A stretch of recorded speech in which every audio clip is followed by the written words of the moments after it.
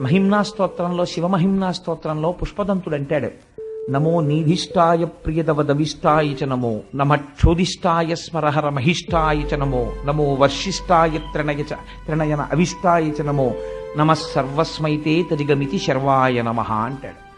బాగా దూరంగా ఉన్నవాడికి నమస్కారం, బాగా దగ్గరగా ఉన్నవాడికి నమస్కారం. మీరు రుద్రాధ్యాయం చూడండి, నమ కపర్దినీ చ వ్యుక్త కేశాయ చ అంటుంది. బాగా జటలు పెంచుకొని జటాజూటం ఉన్నవాడికి నమస్కారం. తల మీద ఒక్క వెంట్రుక లేనటువంటి బోడిగుండుతో ఉన్నవాడికి నమస్కారం. చాలా వృద్ధుడైన వాడికి నమస్కారం, చాలా యవ్వనంలో ఉన్నవాడికి నమస్కారం. ఇవి ఎలా కుదురుతాయి చెప్పండి నాకు? ఇవి రెండూ పరస్పర భిన్నమైనటువంటి విషయాలు. వృద్ధుడిగా ఉన్నవాడు యవ్వనంలో ఉండడు, యవ్వనంలో ఉన్నవాడు వృద్ధుడిగా ఉండడు. రెండూ ఏకకాలమనందు ఉండవు.